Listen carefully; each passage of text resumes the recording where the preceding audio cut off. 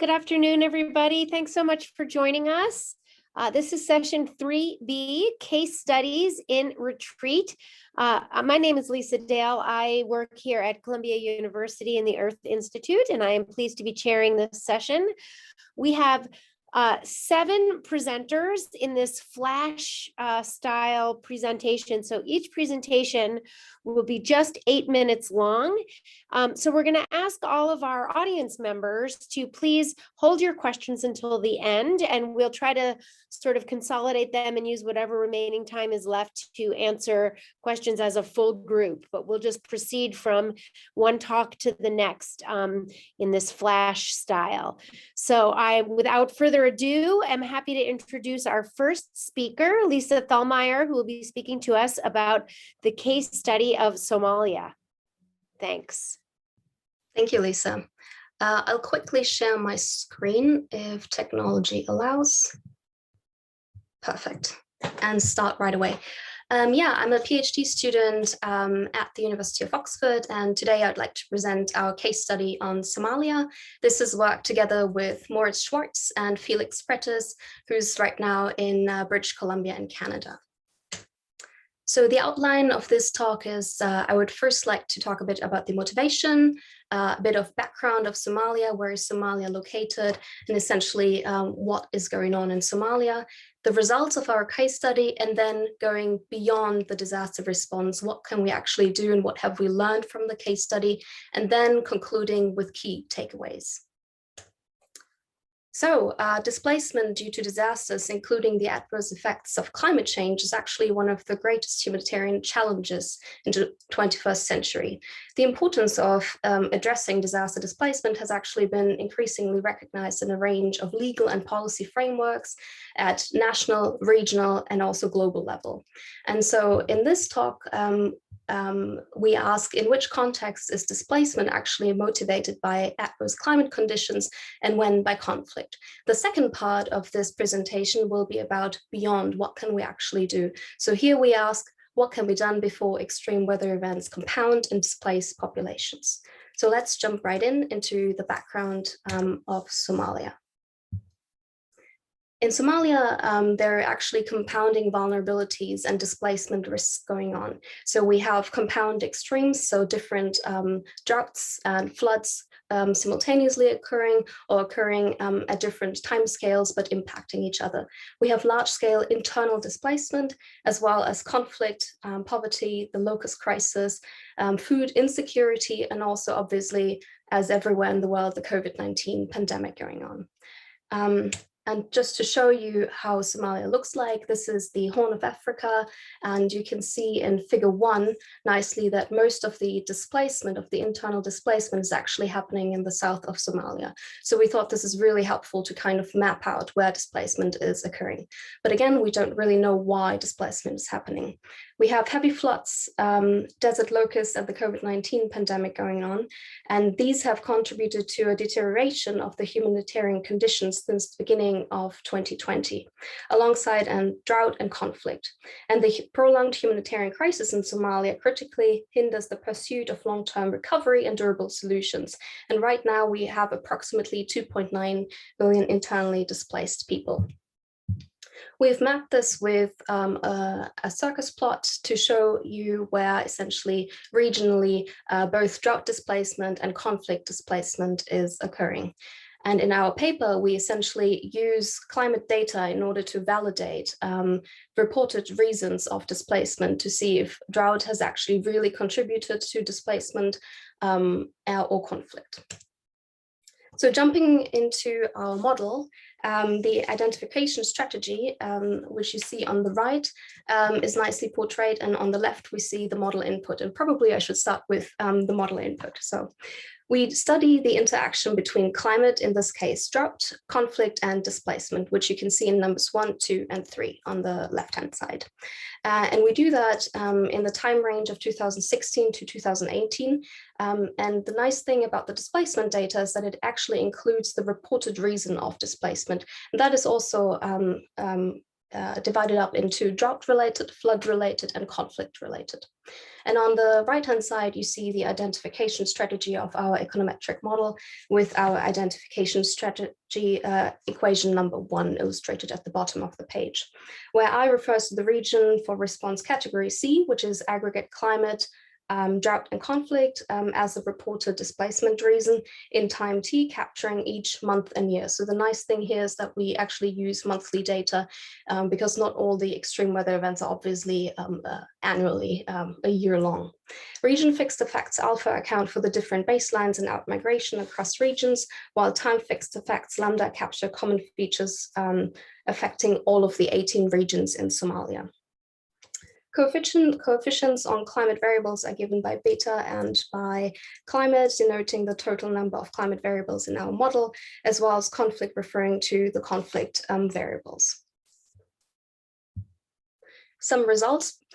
Obviously, this is a flash presentation, so I have to be a bit quick on that. And we thought we highlight on the left-hand side the effect of drought migration, and then on the right-hand side, conflict effects of conflict migration. And these graphs might be a bit overwhelming, but I'm happy to show and guide you through that.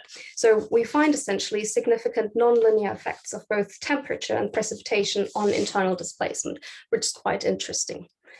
We also find that above average temperatures and below average precipitation increase displacement. So we really see that extreme events essentially displace more people, while below average temperature or above average precipitation have actually no notable effect. And this is what you see in graph number A on the left-hand side.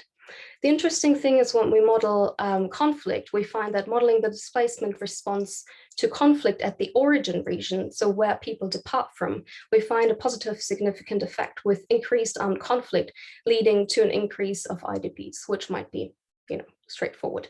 However, the conflict signal is only detectable when we measure the response of conflict reported displacement. Unlike drought-induced displacement, which occurs with a lag, so let's say about 2 to 3 months until we see displacement occurring, conflict effects take place at a more rapid pace, so kind of immediately, with the largest estimated effect of conflict on displacement occurring contemporaneously. And this is really interesting because we actually see these conflict effects with lower levels of conflict. So we see in the histogram down here that lower conflict levels actually do displace more people than large-scale conflict events. And next, we've asked ourselves, what can we actually do? What can we do with this type of information? And so the final bit of the presentation is about anticipation instead of reaction. And I've worked a bit with the Red Cross Climate Center on so-called forecast-based action or forecast-based financing. And last year, at the beginning of the pandemic, we interviewed practitioners and experts in FBA, forecast-based action, and FBF, forecast-based financing. And we came up with an issue brief, which kind of summarizes recommendations, and some of them I would like to highlight here. We saw that including forecast-based action, so really using weather forecasts in order to prevent disaster displacement, it's really important to actually take into account displacement risks. It's also really important that many initiatives to protect against arbitrary displacement will essentially fall outside the scope of FBF. However, we can actually use FBF in addressing risks that have not been managed as part of longer-term processes, specifically during the window where forecast-based financing, forecast-based action can actually take place. Evacuation centers need to be safe, dignified places, and accessible to all. And as a last point, when it comes to durable solution, a strong analysis of the factors that influence prolonged displacement, including specific barriers to durable solutions, should form an important part of risk and impact analysis. And as the final slide, to kind of zoom in again on Somalia, our key takeaway messages from both studies are that Somalia is highly susceptible to the impacts of climate change and extreme weather events, and we really need anticipatory action approaches in order to kind of do something against prolonged disaster displacement before climate change essentially makes everything worse. And inertia is probably not a good thing, and we should really focus on early actions to help not only Somalia, but also the East African region. And with drylands becoming more profound in the world, this is obviously something which is also important for other parts of the world, also the United States. And with that, thank you for listening. And here are my contact details, and I'm also on Twitter if you'd like to follow me. Thank you.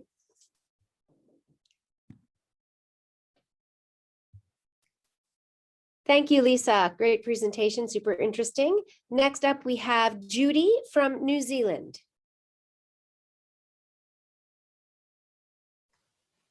Good morning.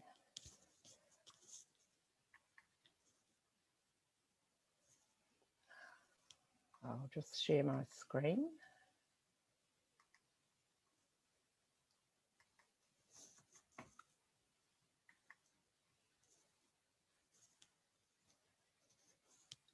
Can everybody see that?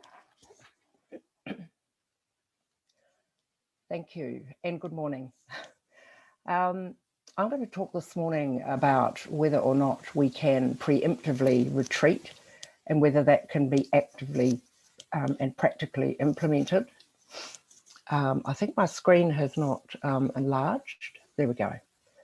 Okay, so this presentation is based on a number of place-based studies and also some conceptual work that we've been doing for quite some time on how to shift the paradigm from a preemptive to a static and dynamic adaptive approach.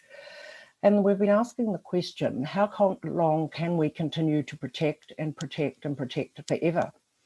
Can we accommodate? And this is a question that is exercising our minds because we have a greater frequency of coastal flooding.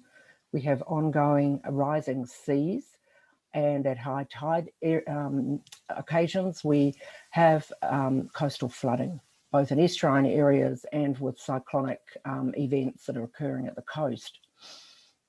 So this is challenging our coping capacity, and it's reducing the space for adaptation. So we've been working on how to start thinking about preemptive retreat and framing it, if you like, as a series of stages and pathways over time.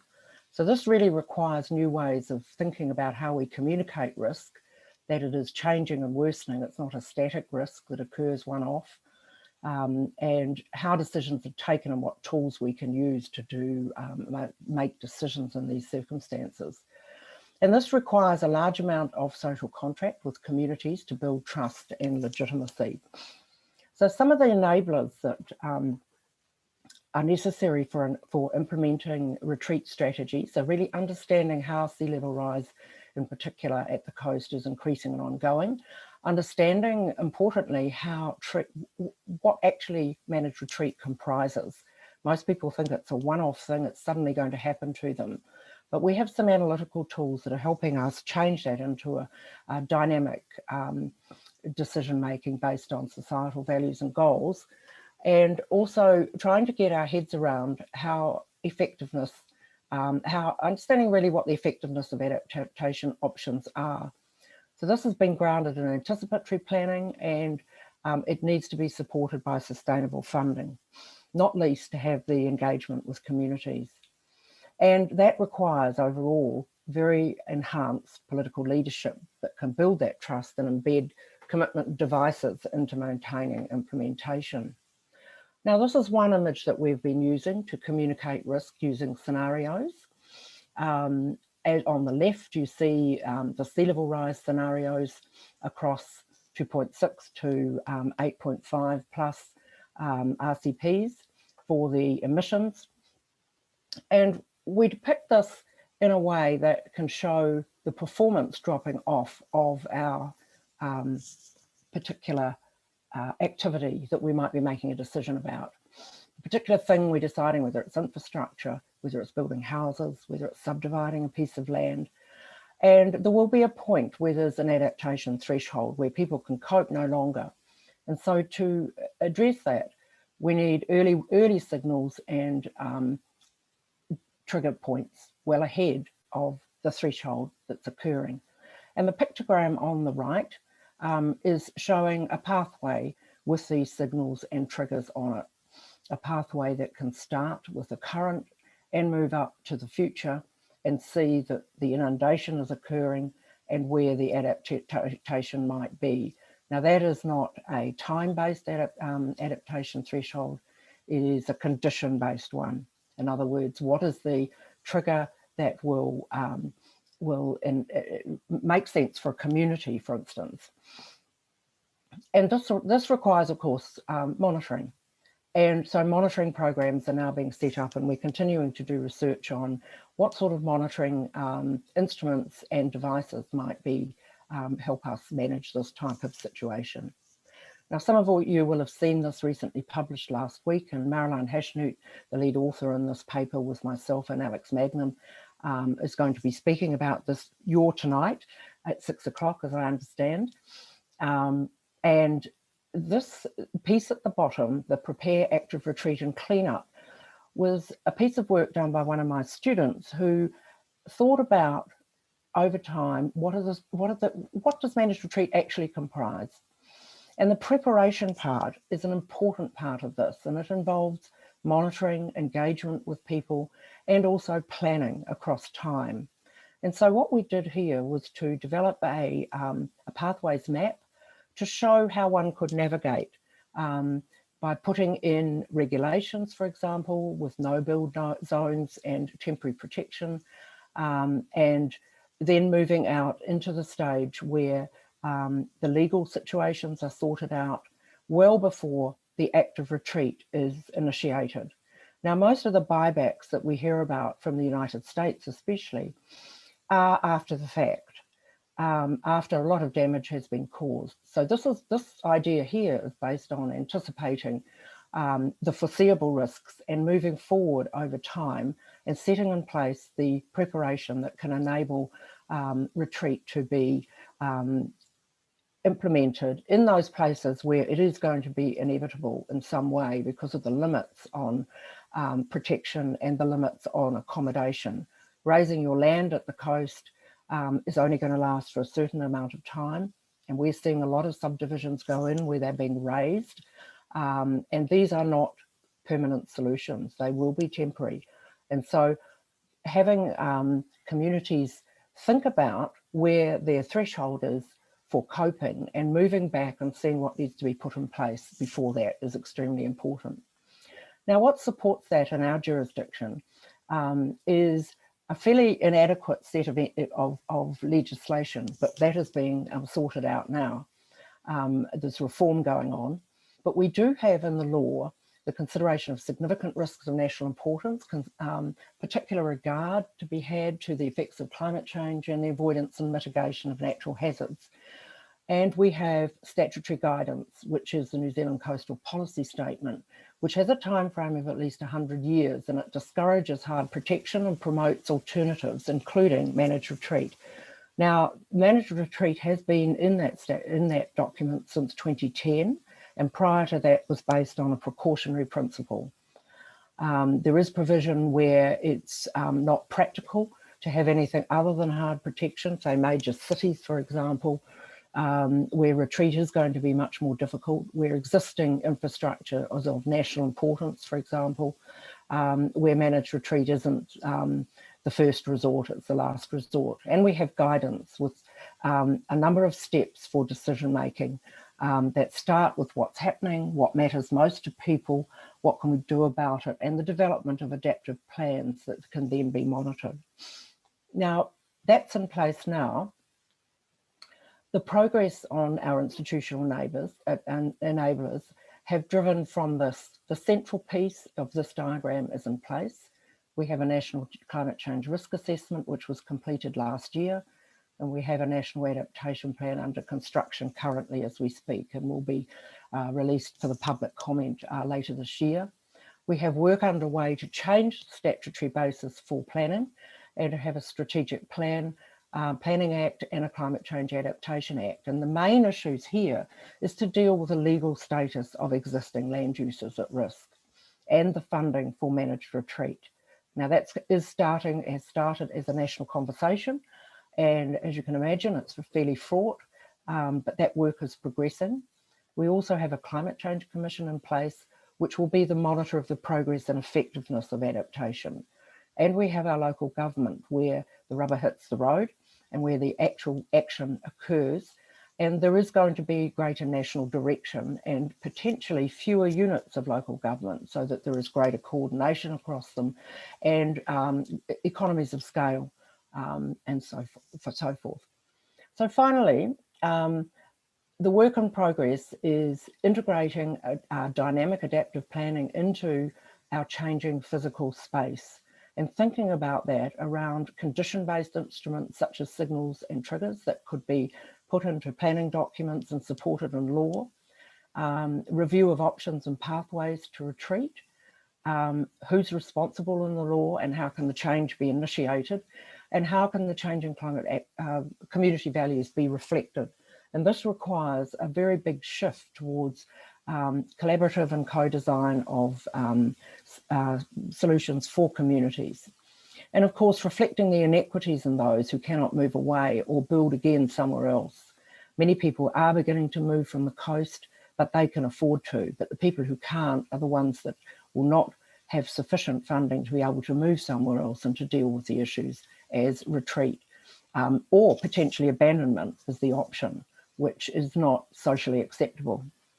So and the other part is how the funding can address property expectations. Do we put lines in the sand to deal with the caveat emptor issue? We can't just leave it to people to make their own decisions because they will be suboptimal. How do we do this collectively and avoid locking in new exposures and vulnerabilities? So thank you, and I've left you with some references and some of the work we've been doing, and I would like to acknowledge the work that Marilyn Hashnut has done in developing this with us as we roll it out in practice. So thank you very much.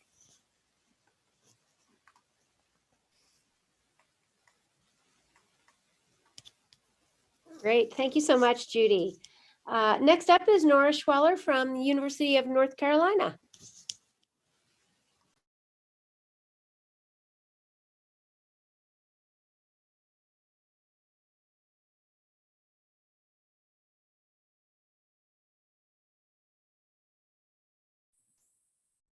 All right, is that coming through?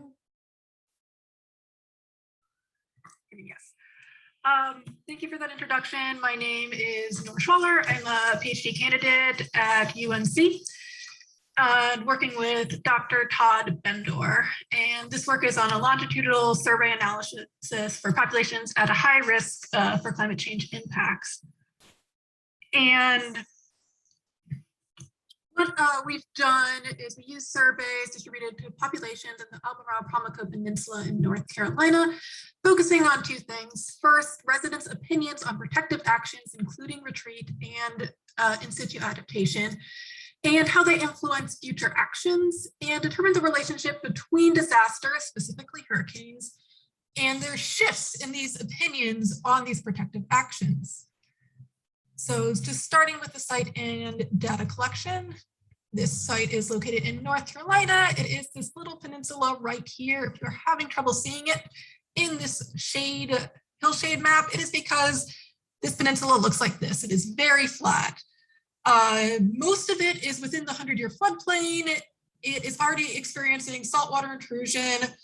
Just about half is just about 1 meter above the average sea level. It has ghost forests, and it is really at the forefront of climate change. And we're seeing it kind of as an experience of the canary in the coal mine, because a lot of the things that we are projecting for other places, residents are experiencing this here now. For those of you who are familiar with North Carolina, we experienced Hurricane Matthew in 2016, and shortly after that, we released a survey for this population. In the years that followed, we had Hurricane Florence in 2018 and Dorian in 2019. So we followed up with an additional survey, resampling the population in 2020. And we plan to do a few further interviews coming this fall. We initially sampled 789 addresses. Of those, we got a response from 227 residents. We re-sent those to the respondents for survey 2 and got 88 back. So the background that we are using when we're considering developing these surveys and our analysis is really looking at kind of theoretical frames of influences for environmental migration. This is by Black and Adger et al. And it looks at how traditional drivers of migration influence a decision to either stay or leave, which is kind of has a view here where it looks dichotomous. An additional theoretical frame that really kind of reflects back to the previous presenter is this idea of, as time goes on, conditions get worse, you do an adaptation so that you do the best alternative land use, and then that adaptation fails and you migrate. So it's this kind of progressive idea of adaptation. Todd and I looked at this as well when we were thinking through this and came up with a theoretical framework of our own, which considered how people who were in these at-risk areas would come across these key decision points, and some of them would protect and some of them would retreat. And maybe at a given point in time, they're considering these dichotomous, but as conditions deteriorate, more and more people will actually take progressive actions towards retreat as conditions deteriorate, even if in those time periods, they're considering it kind of like either a sunk cost or not. So in the first survey, we hypothesized that in situ adaptation through water control structures, elevations, etc., and outmigrations would not be perceived as progressive or incremental strategies for adaptation, but rather perceived as dichotomous. Either you were investing in place and sinking your money there, or you were getting out early. We created a structural equation model to look at how exposure to past storms, your perceptions of how the past storms were changing and future concerns might impact retreat responses or in situ protection, or an openness to them. And what we found is that people who were interested or open to in situ protection strategies believed that storms and flooding had been getting worse, but they were optimistic about future conditions. So they thought that the value of their property going into the future would still be in good condition, and they had opportunities there. People who were retreating, on the other hand, didn't really have a consistent view of the past relationship with storms, but they were very pessimistic about future conditions, and they were open to retreating. And people with non-protective responses believe that the storms and flooding over the last 20 years have been getting better. The storms were getting weaker and less frequent, and they didn't really have a significant relationship to future concerns. And this showed that in this sample, the people who were considering in situ protection and retreat were separate groups largely. There wasn't much overlap. And so these perspectives reflected dramatically different perspectives on the past and future. Concerns about the past, protect in place, worry for the future, get out of Dodge. But we recognize that this didn't mean that these strategies wouldn't occur progressively over the long term, which brought us to our longitudinal work in survey 2. So looking at survey 1 here, we had asked them, could they foresee that flooding would force them to move? About 46 at the time said no, and 34 at the time said yes. In the intervening 3 years, 10 people did move, and it really, if they could have foreseen that flooding would force them to move, they were more open to moving. They didn't necessarily move for flooding related reasons, but these are correlated in statistically significant ways. This makes sense. Plans for moving, they later moved. On the other hand, again, we had 2 major hurricanes in this period that impacted this community pretty dramatically. And in survey 1, we asked them, could you foresee that flooding would force you to move? We re-asked it in survey 2. And in the yellow here, you can see people who kept their opinions consistent. They said no, survey 1, no, survey 2, yes or yes. However, about 5 people who said no in survey 1 changed their mind to yes, changed their answer. But 19 people, or about 60% of the population who had said yes, who were resampled, no longer said they could foresee flooding forcing them to move. They became my main hypothesis with this that I will be investigating further with interviews is that they had become used to these hurricanes, or they had experienced them and it wasn't maybe as bad as they thought. And they were now more committed than ever to staying in place. So summarizing that, well, people who were interested in moving in the 2017 survey were more likely to have moved by the 2020 survey. More people overall from our survey population didn't become more interested in moving. This is not what we expected. And this held true even when controlling for exposure to storms. Self-reported answers, we had asked them, were you impacted by Hurricane Matthew, Florence, and Dorian, and how? And when we controlled for that by, did they become more interested in moving? That also didn't have effect. So they became less interested in moving, holding that constant. The limitations is the sample size is pretty small. The population of the APP at whole and our survey population in particular are older, whiter, poorer, and less educated than the US population at a whole. And also there's a chance that more risk-averse households may have already left before even the first study. So future studies that we're going to be working on is better understanding who had already left the APP region and gather qualitative data on people's more specific thoughts and opinions on what's going through their mind in this process. Thank you very much.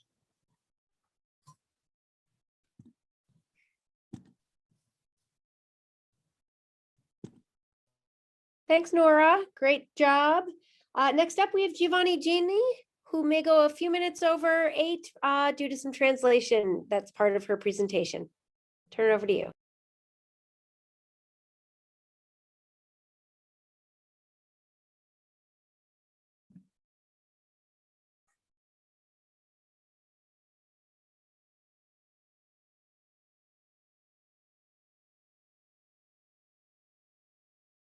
Hello, can you see the PowerPoint?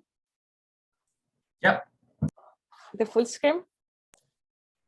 No, it's not full screen. Now, yes. Yes, perfect. So good afternoon. I'm from London, so now it's like almost evening to everyone, and thank you for offering the space and opportunities to present our chapter. I'm Giovanna Gini, a PhD candidate at Queen Mary, University of London, and I collaborate researcher at RESAMA, which is the South American network of environmental migration.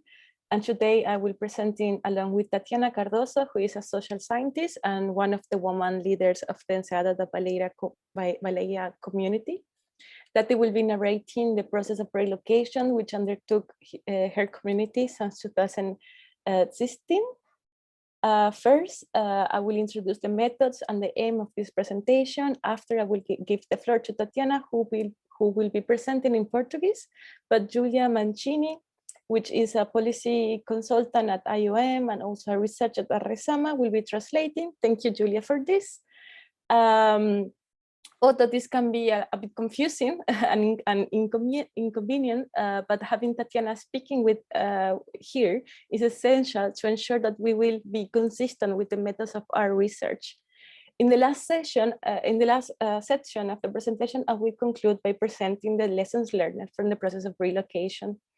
This presentation is based on a chapter entitled Voices of Enseada da Baleia, Emotion and Feelings in a Preventive and Self-Managed Relocation, which will be published in the book Global Views of Climate Relocation and Social Justice, Navigate and Retreat, hopefully by this November. In this chapter, we aim to narrate an holistic and compelling history of relocation with focuses on the personal experience of the member of Enseada. It explores the emotional spectrum of the process of what we have been calling preventive and self-managed relocations. This is because emotions are key for understanding how a social space is created, understood, and experiences. Further, emotions explore worldviews of bodies that were labeled and are labeled through historical encounters with racism, gender, capitalism, and imperialism. For this reason, the relocation is not seen as one single isolated event, but as the consequence of decades of slow violence, term by Robert Nixon, that manifested in the form of increasing precarity, invisibility, and climate change over the years. We argue that taking emotion into consideration can help develop more compelling notion of climate justice and forced displacement. The method we use in this chapter emerged as a proposal from the same woman of Enseada. It is based on intimate and personal letters from those women. They choose the letters as a safe and intimate space to express their emotion around the events that lead to the relocation. Before giving the floor to Tatiana and Julia, I want to locate the island of Cardoso, which is situated, as you can see on the map, in the borders between the state of São Paulo and Paraná at the southeast of Brazil. And the island of Cardoso, or Ilha do Cardoso, is the home of the Enseada da Baleia for more than 170 years, but also is inhabited by other 8 communities, caiçaras, 1 indigenous village, and 5 different families. So now I will give the floor to Tati and Julia.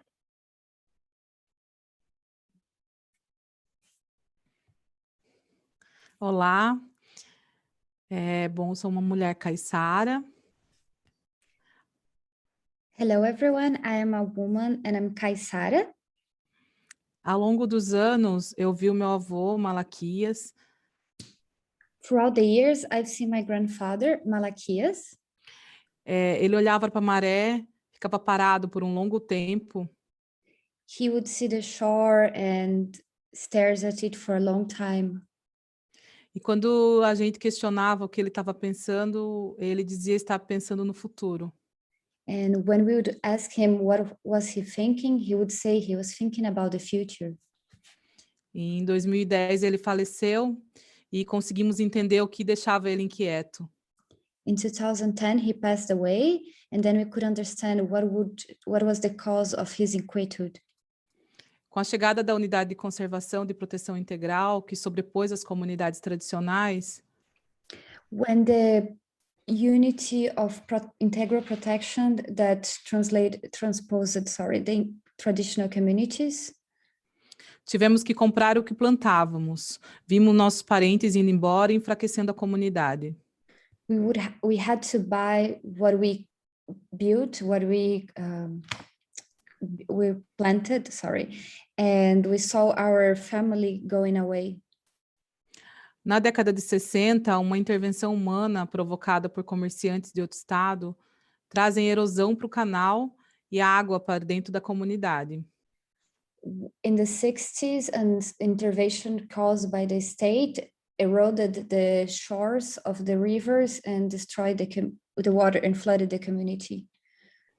Ao longo dos anos, todo o recurso gerado pela comunidade era para fazer barreiras para conter as marés e segurar as casas. Throughout the years, all the resources generated by the communities was used to support the buildings and also to stop the floods. Criamos formas de trabalho para nos unir, gerar renda e para fortalecimento feminino e comunitário. We developed forms of work to get together and also develop livelihoods and financial resources to survive. Mas não dávamos contas de buscar apoio para a questão erosiva. Eram muitos problemas para a gente lidar. But we could not handle the flood and the erosion of the shore problem. It was too many problems to deal with. Quando as ressacas foram ficando mais intensas, nosso medo foi aumentando. When the tides were becoming longer and more intense, our fears were increasing. O aumento do nível do mar é intensificado. The sea level rise intensified. E em 2016 a situação ficou muito grave e não demos conta. E foi o momento que a gente percebeu que não dava mais para ficar. In 2016, the situation became very serious, and that's when we realized we couldn't stay there anymore. Sair da nossa terra, mostrar que tínhamos direito. To leave our land and to show that we had rights. Dialogar com órgãos ambientais, buscar parceiros. Dialoguing with environmental institutions and look for partners. nos organizarmos internamente, mediar conflitos, We had to organize ourselves internally and also handle conflicts. buscar comida, buscar recursos para alimento e para construir as casas. Look for food and also to build the houses. Muita coisa. So many things. A avó Irci era nossa matriarca, ela ficava na antiga comunidade. The grandmother, Isi, she was the matriarchal and she stayed in the old community. Com uma tia e ficava esperando a comunidade retornar do local escolhido, né, depois do trabalho acontecendo ao longo do dia.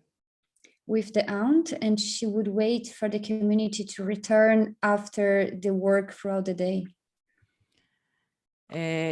Queríamos que ela fosse com a gente, e ela dizia que ela só ia quando a casa dela ficasse pronta. A casa dela foi a primeira escolhida. We wanted her to come with us, but she said that she would only go when her house was finalized. So we decided that her house would be the first one to build. E ela faleceu antes de conhecer a casa que tínhamos nos organizados para construir. But she died before seeing the house that we organized ourselves to build. Como não tínhamos mais quem esperar a gente na volta do trabalho, resolvemos mudar para a nova Enseada, nova área escolhida, mas não tínhamos água nem esgoto. As we didn't have to wait for the people behind, we decided to change for the new Enseada, the new place, but we didn't have water or structure there.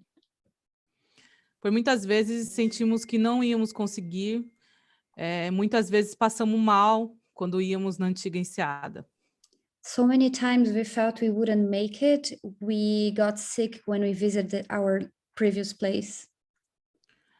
Hoje, quando olhamos para trás e vemos tudo pronto, Today, when we look behind and see everything ready, ainda não acreditamos como conseguimos. we can't believe how we made it. Mas foi a muito custo. Não somos mais os mesmos. But it was after too much fight, so much cost. We are not the same anymore. Nos transformamos, perdemos o medo. We transformed, we lost our fears. Não confiamos no Estado e buscamos nos unir com outras comunidades da Ilha do Cardoso. We don't trust the state and we try to reunite with other communities of the island. Buscamos parceiros contra as injustiças cometidas. We looked for partners against the injustice made to us. E para proteger tudo que conseguimos e sofremos tanto para conseguir manter e construir. To protect everything that we built with so much cost. Buscando a continuidade da nossa história. So we could continue our history. Muito obrigada. Thank you very much.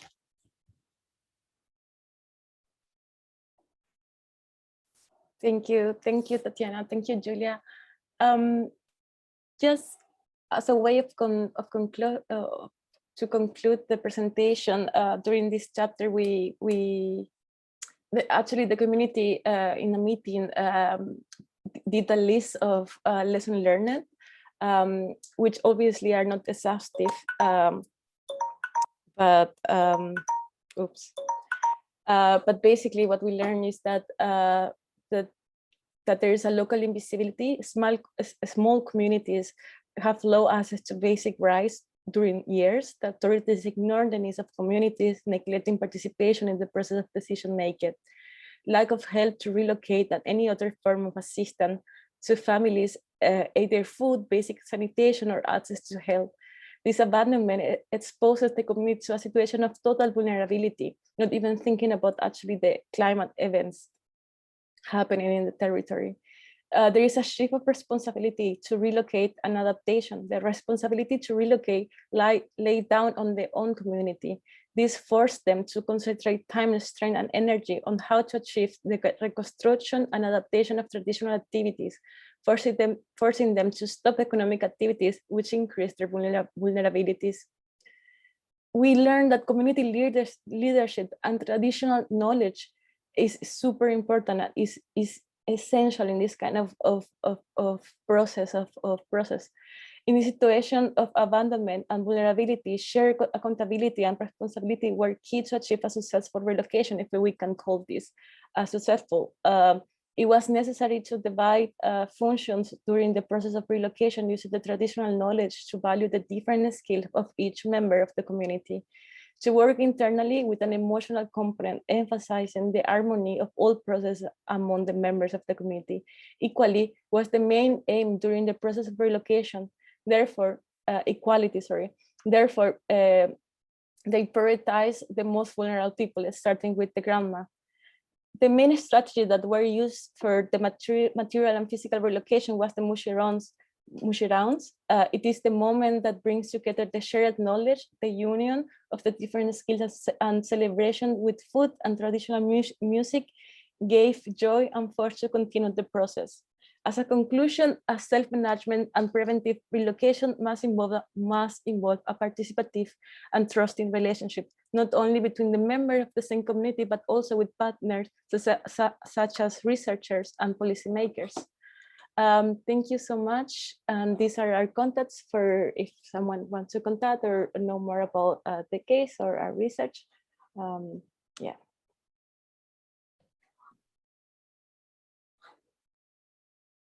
Terrific. Thank you so much, Giovanna. Very interesting presentation. We turn next to Rick Kool from the Technical University of Denmark. Quite an international panel we have today. Hello, everyone. Let's see. Everybody can see my screen and hear me correctly? I'm going to assume that's a yes. My name is Rick Kool. I am at the moment a coastal engineer for NIRAS, but I would like to discuss the work I did at the New Zealand Climate Change Research Institute last year under the supervision of Dr. Lawrence, who presented here earlier. Specifically, we prototyped a framework for the retreat of a stormwater and wastewater network in New Zealand alongside a community retreat. Unfortunately, I don't have the time today to go through the complete study area. However, I would like to outline some of the issues where the drainage system, so the stormwater and wastewater, is for a large part gravity-based. And already at the moment, due to the low-lying nature of the area, and therefore the small elevation difference, they have troubles getting the water out during high tide. So you can imagine that as sea level rise is coming up, the water will get into the pipes, significantly decrease the discharge capacity of the drainage system, cause ponding and other disruptive events. And then when it starts to coincide with, for example, extreme rainfall, it will just increase the problem. So we set out a methodology to set up our framework, where first we wanted to know what was happening in the drainage system. And for this, we used a static inundation model that we then discussed with local experts during the workshop. And subsequently, we looked into possible adaptation options that could maintain service levels until the retreat threshold was reached. This then was feeding into our dynamic adaptive pathway plan, where we used a retreat typology with different retreat stages. We included the component of planning and land use signals, where actually we could signal the community ahead of upcoming changes of levels of service. And there's a component of area selection, where we investigated area-specific strategies for retreat. How did that look like? For example, one of the areas here, we set a retreat threshold when 50 centimeters of sea level rise has happened. And then we use these portfolios to maintain service levels within our drainage system until this threshold is reached. Then alongside, you have your different retreat stages, where you start to engage, plan, enable investment somewhere else. And then before you not before you active retreat, there will be service failures happening. Because we we used retreat as a long-term objective. It gives us some time to think about what do we want to do with the area post-retreat. Could we perhaps repurpose the infrastructure in that area so that it actually benefits the community? We were thinking, for example, creating extra storage capacity in the system by using water-sensitive urban design options. You might ask yourself, why would we want to create extra capacity in a system that's going to be retreated anyway? It's because in essence, it's a spatial issue where if you have these three areas that each have their individual thresholds for retreat, your retreat sequencing is going to look different depending on where you're looking in your area. So for example, the first area had a threshold of 30 centimeters following our inundation model. So you maintain your service levels until you reach that threshold, and then you repurpose the area. If you create extra capacity by repurposing, then you also create extra capacity in the system for the other two areas. Thereby, you could potentially extend the retreat threshold in these areas. However, as time will move on and the sea will continue to rise, inevitably you'll get service failures as well in this area. And then you retreat this as well, and you have a chance to repurpose that. So essentially what you are doing is you create a pathway plan in each of these areas where you predefine a retreat threshold, and then you work backwards where you use a set of adaptation options to maintain service levels until your retreat threshold. Depending on how high you set your threshold, the more transformative your options will be. For example, this one has a pressurized system in them, even though you're going to retreat later on. So that must be quite a high threshold. And then post-retreat, you can consider repurposing pathways. That could potentially have a positive effect on the adjacent areas. So from this exercise emerged kind of a routine or a framework where the first two components are, you want to know where what is going to be happening in your drainage system, as well as you want to have a range of adaptation responses. But then you want to go into area-specific strategies where you define your options and your thresholds, which then feeds into an overarching adaptive plan, where through stakeholder engagement, you can consider repurposing options for post-retreat. To put that into kind of conclusion by putting it as a long-term objective, the combination of using the area-specific strategies as well as the repurposing, we hope is that it will allow the community retreat that is happening alongside your infrastructure retreat will be better in anticipating the levels of service that they can expect. And from a service provider point of view, we hope that it will allow them to make more gradual budget adjustments instead of the more steep increases that are to be expected when you have more disruptive events happening due to your increase in sea level. So there's quite a bit of future work in this actually, because now we just use sea level rise as an incremental hazard. But what if it coincides, for example, with other extreme events, extreme rainfall? Will the system normalize afterwards?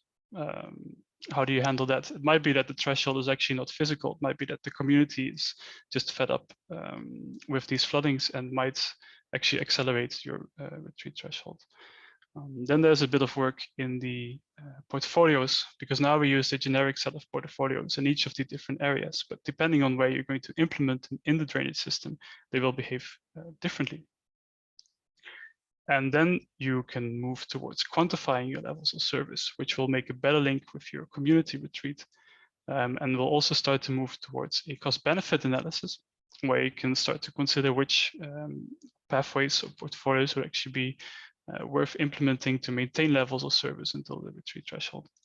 And I think this combined will form a better basis for your stakeholder and resident engagement, and in essence also to start thinking about issues like compensation.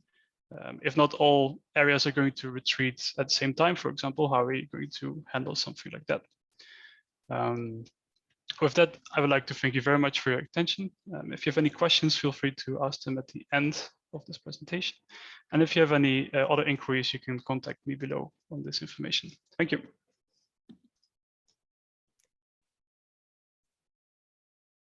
Terrific. Thanks so much, Rick. Really interesting. Next, we have Pablo Herreros Cantes from right here in New York City at the New School. All right, thank you, Lisa. As you can see my presentation now.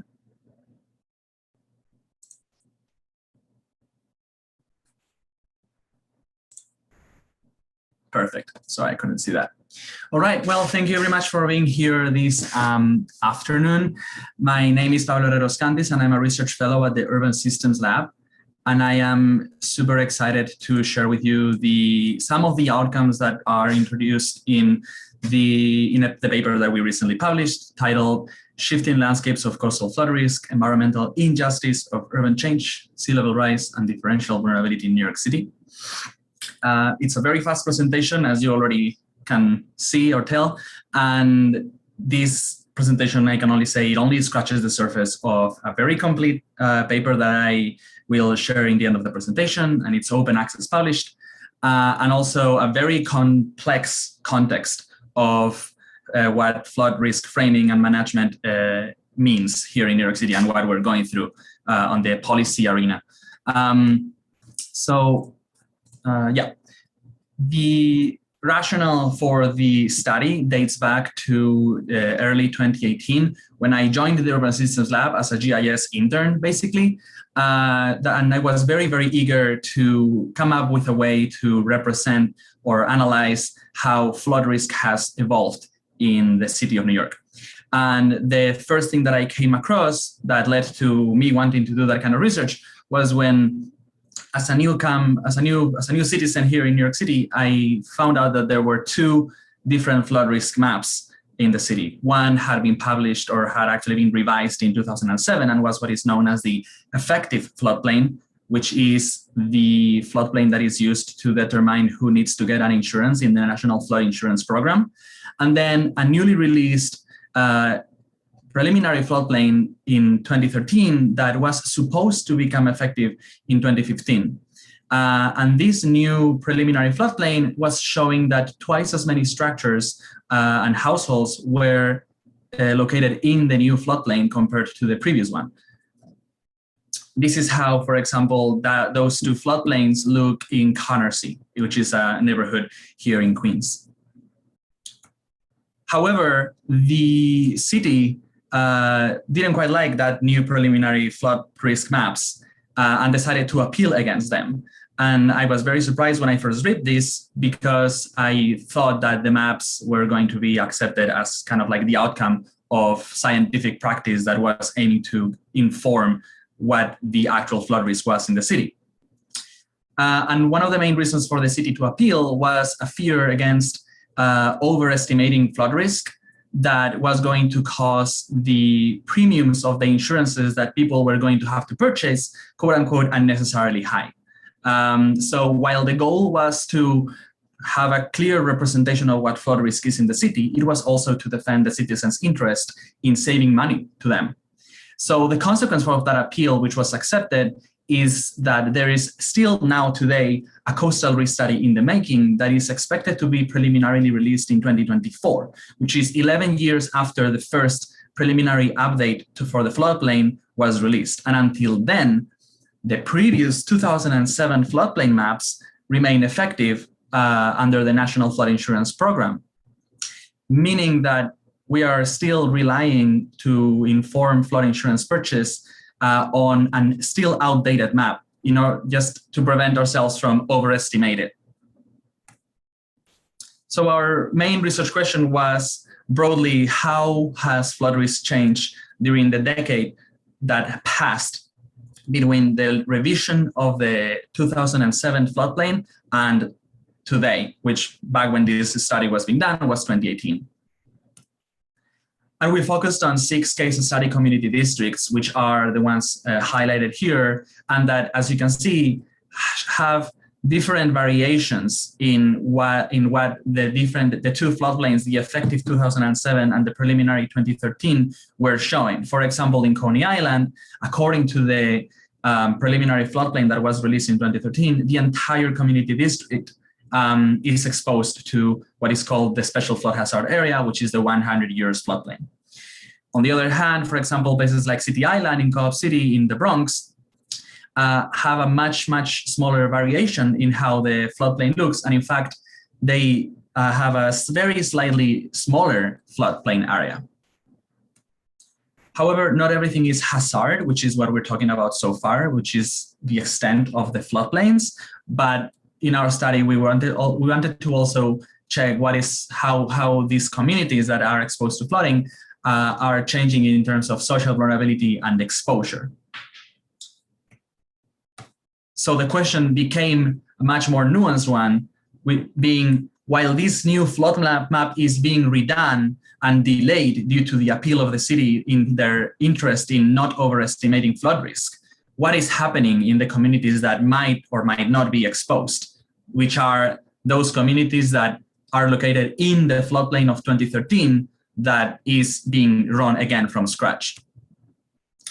And what we see is that through the time period considered, exposure has increased in almost every of those community districts that we take as case study, in terms of indicators such as total land value, total estimated population, and several different types of land use area, which is especially interesting to see how in some locations the land use area dedicated to industrial use has almost doubled in the Bronx, in the City Island Co-op City community district, while the most industrialized location and also one of the most impacted industrial sites by the superstorm Sandy,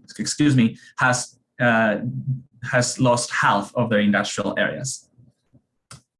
And also in terms of social vulnerability, using other indicators that reflect the community's capacity to recover and to react or to adapt to extreme weather events, we see that some of these communities are showing increases in the percentage of their poverty rate, or the percentage of the population that is living alone and that are elderly people.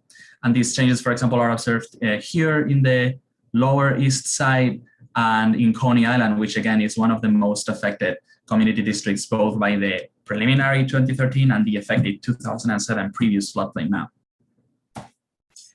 And I feel like I went very fast. I was just very afraid of that 8 minutes limit, but I just have a concluding remark, which is that based on these takeaways that I've shared today, we feel like the waterfront development is continuing to take place in the midst of the uncertainty about what the quote unquote true flood risk is in the city. And that while the implementation of new flood maps has been halted, while we wait for the real update of acceptable flood risk map to the city, development in the floodplain has not stopped and might actually be locking other people into future situations without knowing what their actual flood risk is.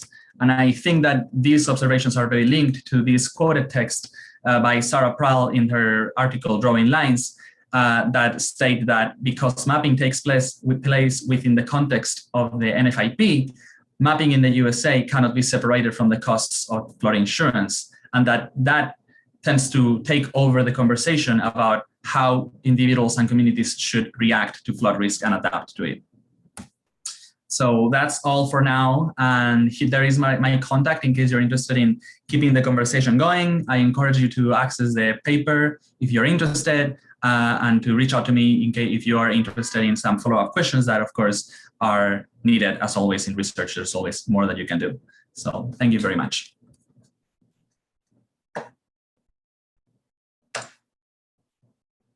Super. Thank you so much, Rick. Very interesting. Pablo. Sorry. Thanks, Pablo. Really interesting. Last presenter, we have Melissa Leggett from the University of Waterloo, and then we will open it up for questions. Melissa?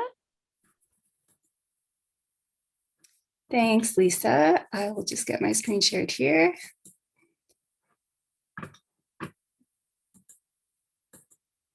Okay, please let me know if you can't see my PowerPoint, otherwise I will get started. So thanks again. I'm very excited to be here today to share a little bit about the research that we are doing on a property buyout program that is currently underway in British Columbia, Canada. And I just want to take a moment to acknowledge that I'm currently located in Calgary, Alberta, which is on the traditional territories of the Blackfoot Confederacy, the Tsuut'ina people, the Stoney Nakoda Nations, the Métis Nation, and all people who make their homes in the Treaty 7 region of Southern Alberta. So through this research, we're aiming to explore the challenges and opportunities of managed retreat in Canada, as it is a tool that's being considered more and more by communities experiencing high risk flood. Instances of managed retreat have taken place in the Canadian context, but it's not yet a hugely common practice, and government is really only starting now to look at specific policy and funding. So this research focused on the community of Grand Forks, British Columbia, which is starred on the map here. It's a small landlocked city to the east of the Canadian Rocky Mountains. And in May of 2018, the area experienced a 1 in 200-year flood event and are now in the process of implementing what they're calling a voluntary property buyout program. So through this research, we've completed semi-structured interviews with key informants related to the Grand Forks case, attempting to piece together in a pretty classic way, both the details of the buyout program itself, the narrative of decision-making, relevant policy and land use planning tools, and barriers and enablers of managed retreat that can be extrapolated out for other programs in Canada. So the 2018 flood took place as part of the annual freshet or spring thaw event, which causes some flooding every year. However, the 2018 flood broke all previous records and resulted in over $50 million of damage, much of which was concentrated in Grand Forks itself. So on the left map there is part of the city. The red line is the city boundary, where you can see much of the development is concentrated along the two rivers that run right through town. And on the right is the 2018 flood extent. So because of the confluence of those two rivers right in the middle of the city, in addition to sewer backup flooding, there's also a lot of overland flooding that swept out into the neighborhoods and through the downtown area. So following the flood, there was a big push from the community to do something dramatic, ensure that such a disaster couldn't occur again. So through consultation with key stakeholders, property owners, and some studies, the option of managed retreat was raised. And so in September of 2018, so 4 months after the flood event, City Council voted in favor of property buyouts as part of a larger flood mitigation plan. And at that time, as high as 80% of affected homeowners said that they'd be in favor of buyouts, assuming fair compensation, or also known as pre-flood value of their homes, which some officials did actually explicitly promise. So here you can see some of the Grand Forks mitigation program. In addition to the buyouts, it includes dikes, setbacks, and green infrastructure. So the red line there runs along the downtown, and as you can see, the community across the river to the south, North Ruckle, is to be moved entirely to make room for the river to flood.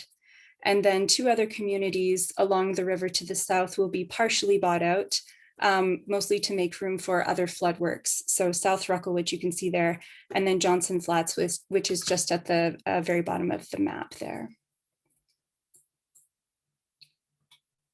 So I'll just give a quick overview of the nuts and bolts of the program, and then finish off with some reflections on lessons learned. So the program was very reactive. There were no plans at all for adaptation prior to the flood event. In fact, only 4 days before the flood, city staff had met with a consulting firm about updating their floodplain maps, the last of which were from 1992. So very reactive. And the buyout program itself lasted almost 2 years. And it is, as I mentioned, it's currently underway. It's supposed to be wrapped up fall of this year. All the properties included are residential, and as is typical with floodplain, have a high number of lower income residents, rental properties, and a lot of seniors. The program was funded in a 3-way cost sharing agreement between the federal government, the provincial government, and then the city itself. And compensation ended up being based on post-flood assessed value, which of course was highly controversial, especially as property owners had been told however unofficially, that they would get pre-flood value. And it really was based off of just the amount of funding that they were given for the program. So in order to try and make the offers a little bit more fair, the city used expropriation legislation to come up with a compensation formula, which factored in things such as disturbance damages and discretionary allotments. The program was described as voluntary, and they did have quite a high voluntary uptake of offers, especially at the very beginning. However, as you might note from the last row there, the land is going to be rezoned as floodplain. And this is in fact a requirement of the federal grant that was used to fund the program. So therefore, any properties that are still outstanding by the end of this year are going to be expropriated. And naturally, the program got a lot of pushback from being described as voluntary, but being essentially mandatory. So as this research aims to inform policy and decision makers in Canada, some of the findings have been framed around what the community aspired to do and the corresponding limitations and enablers. So though the program was reactive, city staff and community members attempted to work together and learn from other bio programs in Canada and the US in particular. And there were some quite good ideas that came out through that process to address a lot of community concerns, but a lot of them hit policy or practical barriers. So to wrap up, I'll just highlight a couple of things. The post-flood compensation in particular was a real challenge and divisive issue for the community, as you can imagine. And though there were a lot of good ideas of in-kind compensation options, such as land swaps, none of these made it through City Council due to a lack of what they said was business case, which is a shame, especially because they may have been one way of addressing equity issues in the program, and the fact that buyouts don't suit a lot of technical or personal circumstances. There were a lot of properties that had negative equity or instances of mental health challenges that didn't allow the property owner to understand the buyout, or made it really difficult for them to go through the stress of a buyout program. And the timeline of the program was also really problematic. Though compensation came quickly once the program actually got going, it took so long to decide on the flood mitigation program and secure funding. A lot of people were left in financial and personal limbo for 2 or more years.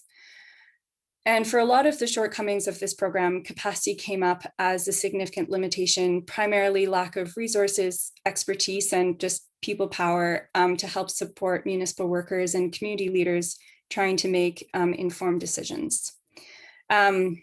So as hazard risks continue to grow, we hope that these findings will help guide communities and decision makers looking at managed retreat in Canada, and make it a more viable tool in the flood risk reduction toolbox. So I will leave it there. Thank you for your time, and please don't hesitate to be in touch. And I'll just quickly mention that my supervisor, Brent Doberstein, is presenting on Thursday. So if you're interested in hearing more about managed retreat in Canada, please check that out. Thank you. Super. Thanks to everybody. Looks like we have some good questions that are coming in. We have about 15 minutes for questions. So we'll start with this question for Giovanna. Question is, are there other Indigenous communities you studied in Brazil that may have to engage in managed retreat also? And what is the status there? Is the state doing anything to help those communities? Giovanna? Yes, hi. So me personally, no. My PhD focused only in the spirit of Enseada da Baleia, although in the same island, there are other communities that are at risk of relocation because of the erosion problem. And as far as I know, there are no plans in place to help these communities. Brazil is quite big, so I cannot speak from all the communities, but I mean, understanding the government, the federal government, I can probably say no. But if you want to know more, you can contact Resama. I can give you the link of the website, and there are more research in the website about other communities. Thank you. Okay, great. Thank you. And I really like this next question because this is one that I was going to ask as well. This is a question for everybody. You know, the theme of this entire panel was case studies in managed retreat. And so the question is, what are the broader lessons from each of these cases that you have presented? So I'll offer this up for anybody who wants to offer some of the larger lessons that may come from your particular case. Some of you talked about that in your concluding remarks, but anybody who wants to weigh in on that, you can raise your hand using the reactions tab so I can see who wants to speak, and we'll try to just keep things organized. Anybody have some thoughts? Yeah, Judy, go ahead. Yeah, thank you. And those were fabulous presentations, everybody. They were great. And the thing that really struck me is that while retreat might be being thought about and identified in some areas, we're still developing in those areas. Pablo's presentation was very stark in that respect in New York, that there is a great reluctance to address the issues in a more comprehensive way. And development is still continuing, and that's certainly our experience down here in New Zealand, and it seems the way in New York. So overcoming the barriers to people understanding what's happening over the long term seems to be something that's common across all these presentations. Yeah, interesting. I noticed the same. We're really at a nascent stage in this whole process, and everybody's sort of mapping out how does this work and who's supposed to do what. And it's kind of interesting to see some of those similarities across such divergent cases and examples from all around the world, sort of struggling with some of those same preliminary components and frameworks to get started. Any other thoughts about larger lessons from your case that you want to share? Any other panelists? Yeah, Pablo. Hi, and thank you everyone for your presentations and your questions. I think that a personal lesson for me during the development of our research was when I came to realize about how complex flood risk mapping actually is and how intertwined it is with political and economic interests. So at first, for starters, I think that of course, like what our observations in New York City can be extrapolated to the rest of the country, but I think that there's also something that will stay with me for the rest of my life about how, you know, dangerous it is to draw a hard line that says this floods and anything outside this line doesn't flood, and who is winning or losing with that. Yeah, it's a really good point. I work on wildfire. I'll be presenting on wildfire tomorrow, and we run across the same exact problem, right? If you map a risk zone, you're implying that somebody who doesn't live in that risk zone is not subject to fire risk, which is quite hazardous, both from a legal and liability standpoint, and also maybe morally and in terms of planning. So I think those are spillover lessons. Any other thoughts about larger lessons to take from your case? Lisa. Thank you. Yeah, just the work with the Red Cross Climate Center has really shown that various different locations are obviously vulnerable to various different extreme weather events. And it's so difficult to plan, depending on the duration of this extreme event, where forecast-based action could be used, where we can, you know, relocate vulnerable populations in time, and where it just doesn't make sense, where we need more durable solutions. But really working with the community was something I personally really learned, and which is absolutely fantastic because these communities already do something, right? But incorporating that into, you know, policy decisions and really working with the policy makers and also with the international communities, I think the key. And then obviously also with academia when it comes to weather forecasts and really informing what can be done. Yeah, thanks. Great, thanks. Yeah, really interesting points about the importance of process and sort of melding bottom-up approaches with top-down expertise. I think that's a pervasive theme and challenge that we heard about today. Okay, let's turn our attention to Pablo. I see two questions for you in particular, and these are actually, I had a couple of notes myself with some questions for you. So we're going to turn the spotlight on Pablo. And I'm going to try to combine these questions. I mean, the first question is, without accurate maps, how can New York City adapt to climate change if we don't have good reliable maps? And related question is, also, without those maps, how can New York City incentivize housing development and building zones to improve safety while also keeping equity issues into account? In other words, tell us more about your research. Yes, well, thank you so much to whoever made the question, and to you, Lisa, for moderating the session so nicely. I think there is more than one angle to see all of this. The first thing that I can say is that New York City is in a complicated situation because it's kind of like very exposed to flood and sea level rise, but it's also New York City and it has a lot of resources. So we do have the New York Panel for Climate Change, and we are, one of the not so many American cities that have afforded to map future flood risk in 2020, 2050, 2080, according to different scenarios. So there is information that it does guide certain policies and decisions. But I think that the real thing to keep in mind is, and speaking about incentivizing development, if the 2013 preliminary floodplain map had been accepted, which actually it was not accepted for the insurance program, but it was accepted to inform and to apply for the building code. So new development needs to be to consider the base flood elevations that are presented in the preliminary map, even though it has been appealed and rejected.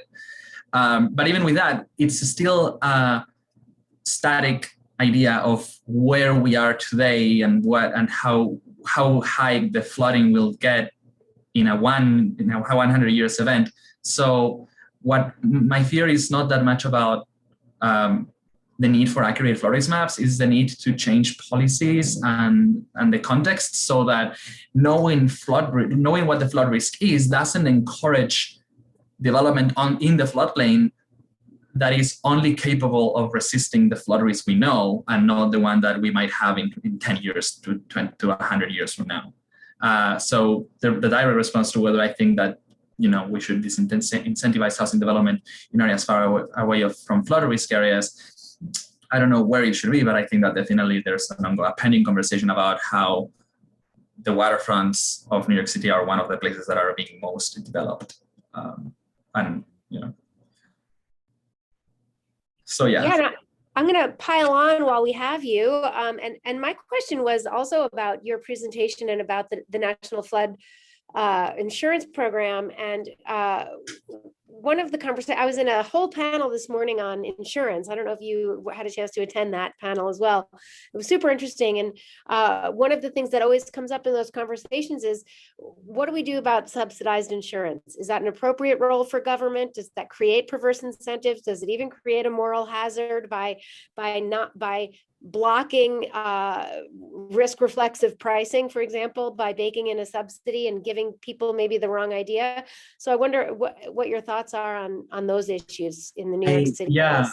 I mean, I wish I had been to that presentation. I was busy preparing this one, but my response to this is a bit not that informed, but I do agree that I don't know what it is, but there's something perverse about the current situation. There's actually a House Hunters episode in which two people are looking to buy a house right at the beach, and they say, but this looks like it could flood. And then the person's answer is, that's what insurance is for. And that was featured, in a documentary about how people take insurance for granted, in some aspects, and how, again, as I was saying before, that kind of encourages development and exposure.